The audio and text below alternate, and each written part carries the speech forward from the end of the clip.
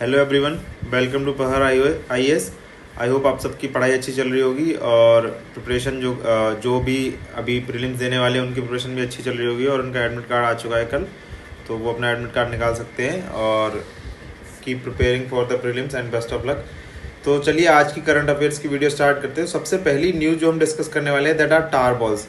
तो tar balls in this month alone the Brihan Mumbai Municipal Corporation that is BMC has removed over 20,000 kg of tar balls from Juhu and Versova beaches. तो BMC ने केवल इस महीने की अगर बात करें तो एक महीने के अंदर अंदर 20,000 kg टार बॉल्स जुहू और बरसोवा बीचेस से हटाई हैं। तो देखते हैं कि टार बॉल्स होती क्या है।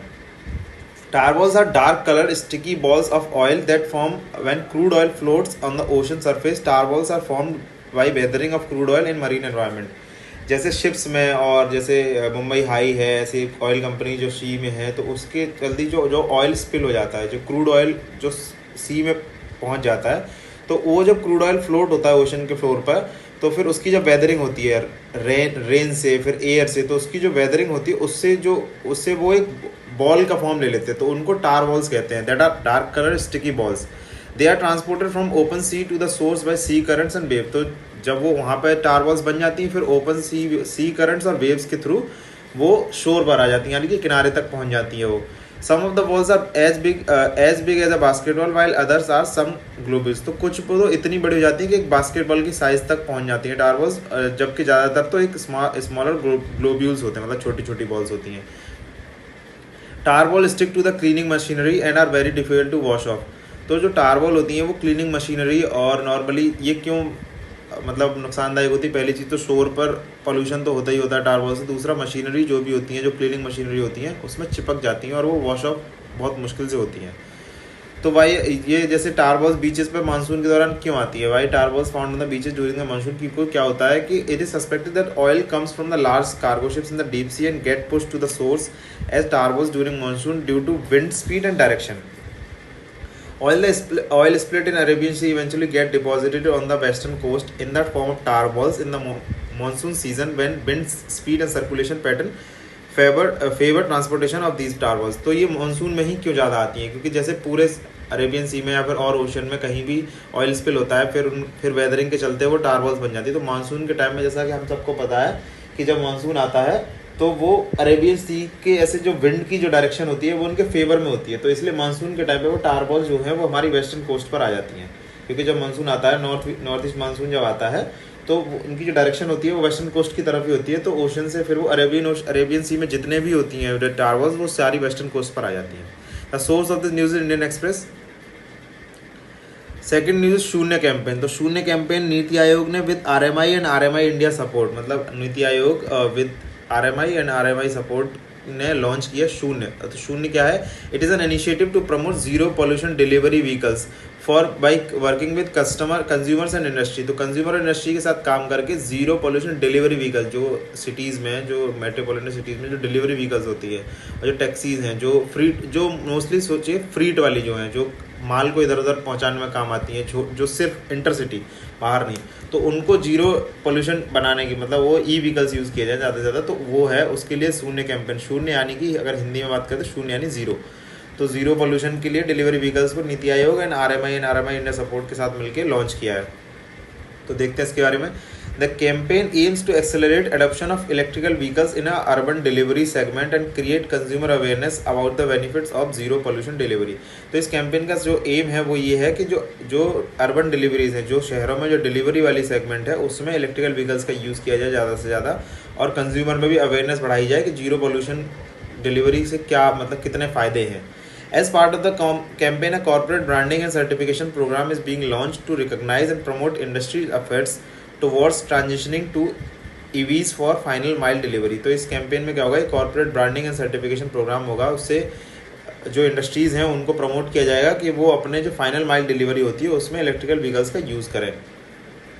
An online tracking platform will share the campaign's impact through data such as vehicle kilometer electrified, carbon saving criteria, pollutant saving and other benefits from clean delivery vehicles. तो एक ऑनलाइन ट्रैकिंग प्लेटफॉर्म भी बनाया जाएगा जो इस campaign का जो impact होगा वो शेयर करेगा, और वो क्या क्या चेक करेगा कि कितने किलोमीटर इलेक्ट्रीफाइड हो चुके हैं, कार्बन सेविंग कितनी हुई, मतलब अगर हम इलेक्ट्रिकल व्हीकल चला रहे हैं तो कितने कार्बन हमने सेव कर लिए, और पॉल्यूटेंट सेविंग और अदर बेनिफिट, जो भी बेनिफिट्स होंगे इस कैंपेन से, इस डिलीवरी व्हीकल से, उनको वो शेयर करेगा इस प्लेटफॉर्म के द्वारा।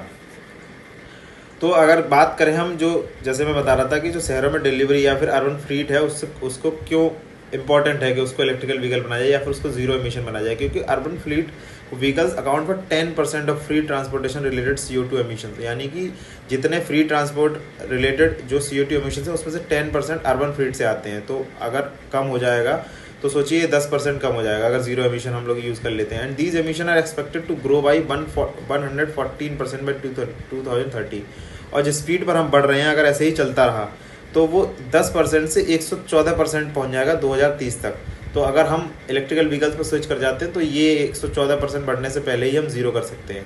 EVs emit a no tailpipe emission which can contribute immensely to an improved air quality। तो ये EV होती है, इलेक्ट्रिकल व्हीकल्स होते हैं, तो टेलपाइप एमिशन कुछ नहीं होता। टेलपाइप एमिशन जो नीचे जो साइलेंसर से जो भी एमिशन निकलते हैं वो एमिशंस कुछ भी नहीं होती, and which can contribute eventually to an improved air quality. Third news है ट्रांसपेरेंट सेरामिक। तो ये इंडिया के लिए बहुत ही एक नई और इम्पॉर्टेंट न्यूज़ है। Indian researchers have developed transparent ceramics. तो जो सेरामिक्स होते हैं उनको पहली बार जो है इंडिया में ट्रांसपेरेंट सेरामिक डेवलप किए गए हैं, reaching theoretically transparency through a technique called colloidal processing followed by simultaneous application of temperature and pressure for the first time in India. तो एक प्रोसेस है कोलोइडल प्रोसेसिंग, तो उसको यूज़ करके और उसके साथ साथ simultaneous application of temperature and pressure, इन सबको यूज़ करके, जो वैसे नॉर्मली सेरामिक जो होते हैं वो ट्रांसपेरेंट नहीं होते, ट्रांसपेरेंट सेरामिक अभी तक इंडिया में नहीं थे, तो उनको पहली बार डेवलप किया गया है using colloidal processing followed by simultaneous application of temperature and process for the first time in India. तो देखते हैं इस मटेरियल के डेवलप होने से क्या क्या फ़ायदे होंगे। The material can be use for thermal imaging application. तो थर्मल इमेजिंग एप्लीकेशन में यूज़ हो सकता है, स्पेशली इन हार्स, क्योंकि जो सेरामिक होती है, सेरामिक की जो थर्मल रेंज होती है वो ज़्यादा होती है बाकी सारी मटेरियल से। तो it can be use in thermal imaging application specially in harsh service condition and personal protection system such as helmets, face shields and goggles, इनमें भी यूज हो सकता है। Transparent ceramics is new class of advance materials with unique transparency and excellent mechanical properties. तो जो transparent ceramics है वो एक एडवांस मटेरियल्स की नई क्लास है, यानी कि this is new thing in advance materials, इसकी यूनिक ट्रांसपेरेंसी है और एक्सीलेंट मैकेनिकल प्रॉपर्टीज़ भी है। These material can be designed not only for transparent to visible light but also for ultraviolet rays, infrared and radio frequency, giving opportunities for diverse application। तो ये जो transparent ceramic है वो केवल visible lights के लिए ही नहीं, अल्ट्रावायलेट रेज के लिए, इंफ्रारेड के लिए, रेडियो फ्रिक्वेंसी के लिए भी ट्रांसपेरेंट सेरामिक की तरह यूज़ हो सकते हैं। तो इससे क्या होगा कि डाइवर्स एप्लीकेशन में इसकी अपॉर्चुनिटी, मतलब ये कई जगह अलग अलग जगहों पर यूज किया जा सकेगा। Though produced by different countries globally, transparent ceramics are restricted in supply as they can be used for strategic application in infantry personal protection system involving thermal imaging such as helmets, face shield and goggles। तो generally ये India से पहले कई countries में globally ये produce किया जाता था, लेकिन नॉर्मली जो ट्रांसपेरेंट सेरामिक होती है उनकी सप्लाई रिस्ट्रिक्टेड है, यानी कि कंट्रीज़ दूसरी कंट्रीज़ में कम ही सप्लाई करती हैं, उनका एक्सपोर्ट कम है, क्योंकि वो स्ट्रेटेजिक एप्लीकेशन के लिए बहुत यूज जाता है। स्ट्रेटेजिक एप्लीकेशन जैसे इन्फेंट्री पर्सनल प्रोटेक्शन, यानी कि जो आर्मी है, जो पुलिस है, जो भी आपकी इन्फेंट्री है कंट्री की, उनके प्रोटेक्शन में बहुत यूज हो जाती है, उनके हेलमेट्स में, फेस शील्ड में, गॉगल्स में। तो कंट्री अपने लिए ही यूज़ करती है जनरली, वो एक्सपोर्ट नहीं करती। तो इंडिया ने अभी अपने आप डेवलप कर लिया है इंडिजिनसली, तो that will help them in many matters. Fourth news, Strophodus jaisalmerensis. तो ये एक रेयर डिस्कवरी है। तो new species of hybodont shark की नई स्पीसीज जो है जो कि जुरासिक एज की है, have been reported for the first time from Jaisalmer by the team of officers from the geological survey of India western region Jaipur. तो geological survey of India western region Jaipur की एक टीम ने एक हाइबोडोंट शार्क, जो कि Jurassic age के time की shark है, उसका टीथ की डिस्कवरी करी है। और अभी कुछ दिन पहले यहीं से इसी एरिया के थोड़े आसपास से एक 3 फुट की जो फीट थे, जो डायनासोर के फीट जो फाइंड किए गए थे, मैंने न्यूज़ में डिस्कस भी किया था, तो वो भी यहीं इसी रीजन के आसपास से की गई थी। तो अगर इनके बारे में बात करते हैं, hybodont sharks have been reported for the first time from Jurassic rocks approximately between 160 and 168 million year old of the Jaisalmer region of Rajasthan. तो ये पहली बार ये इस बार अभी रिपोर्ट किए गए हैं। Hybodont shark have been reported for the first time from the Jurassic rocks. ये जुरासिक रॉक कितने पुराने हैं? These are approximately between 160 and 168 million year old of the Jaisalmer region of Rajasthan. Hybodonts an extinct group of sharks was dominant group of fishes in both marine and fluvial environment during the Triassic and early Jurassic time। तो ये हाइबोडोंट है, ये अब तो extinct है, लेकिन अगर Triassic और अर्ली जुरासिक टाइम में these were the dominant group of shark, उस टाइम सबसे ज़्यादा यही पाए जाते थे। However hybodont shark started to decline in marine environment from the middle Jurassic onwards until they formed a relatively minor component of open marine shark assemblages। तो फिर उसके बाद जब यहाँ तो ये मेजर ग्रुप हुआ करते थे, उसके बाद धीरे धीरे डिक्लाइन होना शुरू हुए। मिडिल जुरासिक टाइम तक ये एक माइनर कंपोनेंट रह गए, मतलब बहुत ही कम संख्या में रह गए थे मिडिल जुरासिक एज आते आते। And hybodont finally become extinct at the end of Cretaceous time 65 million year ago. तो क्रिटेशियस टाइम आते आते यानी कि 65 मिलियन ईयर ओल्ड अगर बात करें 65 मिलियन ईयर्स पहले तक ये फिर एक्सटेंड हो गए थे। Significantly the newly discovered crushing teeth, यानी कि क्रशिंग टीथ डिस्कवर किया गया from Jaisalmer represent a new species by the research named as Strophodus jaisalmerensis. तो जैसलमेर के नाम पर ही इसका नाम रखा गया था, स्टोफोडस जैसलमेरिनेसिस। द जीनस स्टोफोडस, अगर ये जो है ये जीनस है, genus Strophodus has been identified for the first time from the Indian subcontinent and is the only third such record from Asia, the other two being Japan and Thailand. तो ये जो genus है स्टोफोडस, ये पहली बार India में पाया गया है और इससे पहले एशिया भर में तीसरी ये इंसिडेंट है जब ये पाया गया। इससे पहले जापान एंड थाईलैंड में ये जीनस फाइंड आउट किया गया था। The new species has recently been included in sharkreferences.com। तो इस न्यू स्पीसीज को sharkreferences.com में इंक्लूड कर दिया गया है। और ये क्या है sharkreferences.com? It is an international platform operating in association with international union for convention of nature, species survival commission and Germany. इन सब के साथ मिलकर ये sharkreferences.com ऑपरेट करता है और उसमें इसको इंक्लूड किया गया है। Fifth news, reforms in telecom sector. तो ये क्यों न्यूज़ में? Because the union cabinet has approved a number of structural and process reforms in the telecom sector. तो जैसा कि टेलीकॉम सेक्टर अगर हम बात करें तो अभी बहुत ही पिछले कुछ सालों में लोएस्ट पर अपने पे, यानी कि पहले बहुत सारे प्लेयर्स होते थे। जैसे अगर हम बात करें कुछ दिन पहले की या आज से 5-6 साल पहले की, जियो के आने से पहले तो हमारे पास अगर कस्टमर्स के पास कई सारे ऑप्शंस होते थे।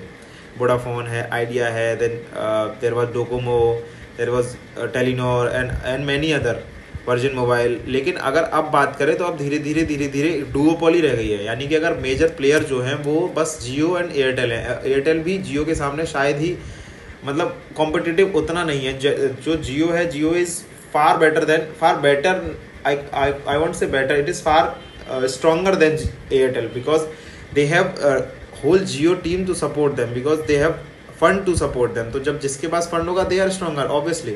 तो बात ये उसी चीज़ को कम करने के लिए, उस डुओपोली को कम करने के लिए यूनियन कैबिनेट ने ये number of structural and process reform in telecom sector approve किए हैं। तो देखते हैं क्या क्या रिफॉर्म है।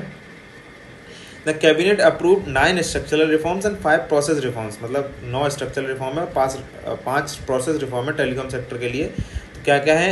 एडजस्टेड ग्रॉस रेवेन्यू, जो AGR, जो कि कुछ दिन पहले सुप्रीम कोर्ट ने एक रूलिंग दी थी कि टेलीकॉम सेक्टर को अपना AGR जो है, यानी कि जो रेवेन्यू है, गवर्नमेंट को जल्दी से जल्दी पे करना है 10 साल के अंदर अंदर। तो उसकी डेफिनेशन को रेशनलाइज किया गया है, जो AGR की डेफिनेशन है। और उसमें से नॉन टेलीकॉम रेवेन्यू जो है, यानी कि जो AGR है, कुछ तो टेलीकॉम सर्विसेज से जो रेवेन्यू आया है, लेकिन जो नॉन टेलीकॉम रेवेन्यू है उसको वहाँ से हटा दिया गया है। और जो उनको ड्यूज़ हैं, उस पर 4 ईयर मॉरेटोरियम लगा दिया गया, यानी कि 4 साल तक आपको कुछ भी नहीं देना है। 4 साल का आपको टाइम दे दिया गया है पे करने के लिए। For all the telecom service providers, cabinet approved moratorium deferment up to 4 years in annual payments of dues arising out of AGR judgment by protecting the net present value of the dues amounts being protected. तो ये सारे telecom service provider के लिए 4 साल का time दे दिया गया। जो एनुअल पेमेंट्स होंगी उनकी, वो 4 साल तक आप नहीं देंगे तो आपको चलेगा। To encourage investment, 100% FDI under automatic route is permitted in telecom sector.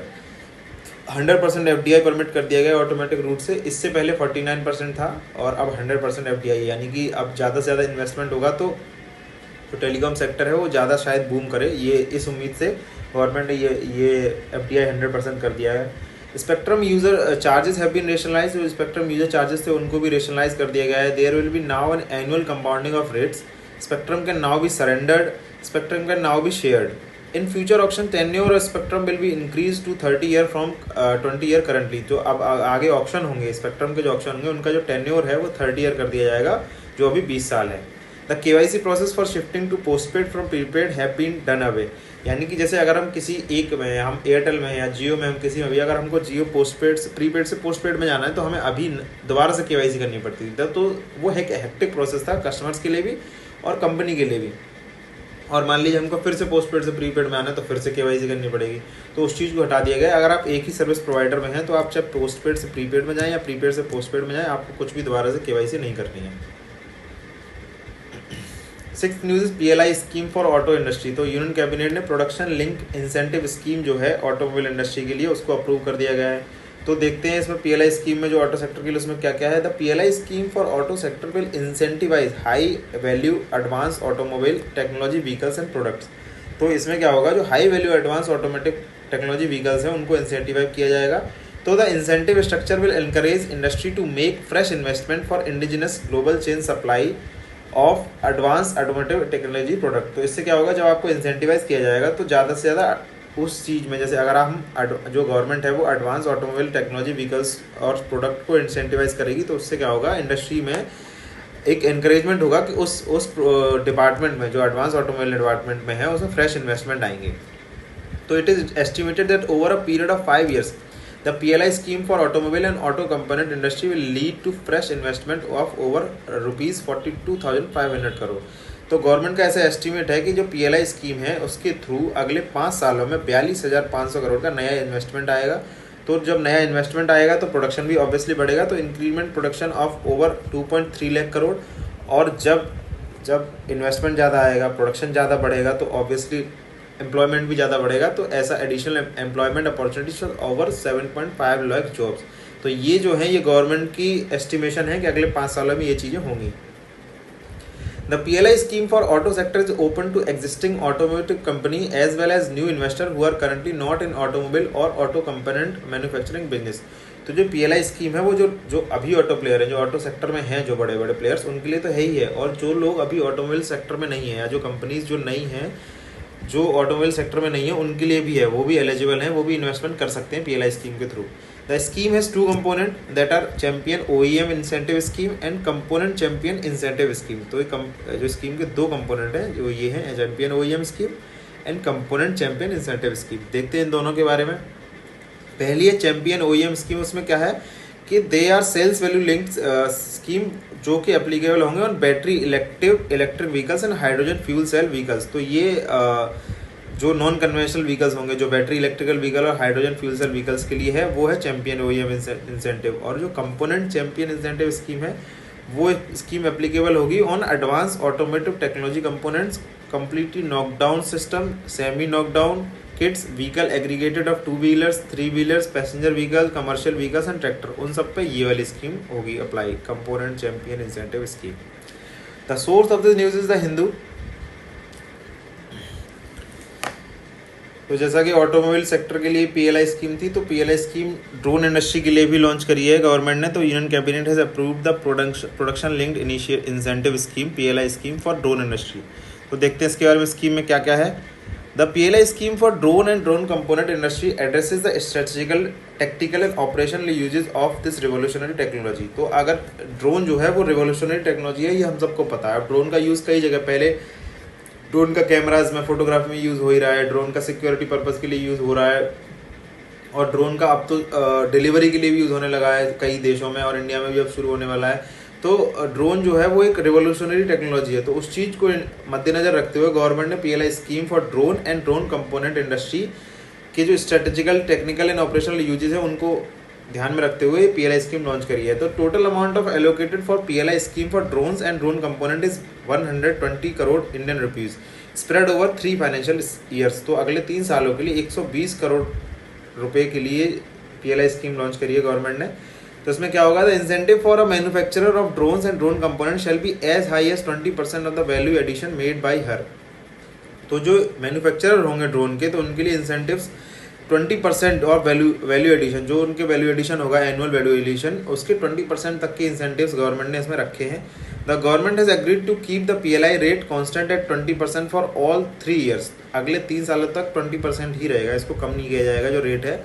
And exceptional treatment given only to the drone industry. तो जो इतना ये जो स्कीम रखी गई, जो PLI रेट रखा है 20%, वो किसी और इंडस्ट्री के लिए नहीं है। तो that is an exceptional treatment for only for the drone industry. In PLI scheme for other sector PLI rate reduces every year. तो जो अदर सेक्टर के लिए जो PLI स्कीम्स आती हैं, वो उसमें जो PLI रेट होते हैं वो हर साल घटते जाते हैं। मतलब पहली साल में ज़्यादा होगा रेट, फिर अगली साल कम, फिर अगली साल कम। जैसे जैसे जो उनकी इंडस्ट्री है वो ग्रो करती जाती है तो PLI रेट्स कम होते जाते हैं। लेकिन पहली बार ऐसा हुआ है कि ड्रोन इंडस्ट्री के लिए जो रेट है वो कॉन्स्टेंट रखा गया है पूरे 3 सालों के लिए।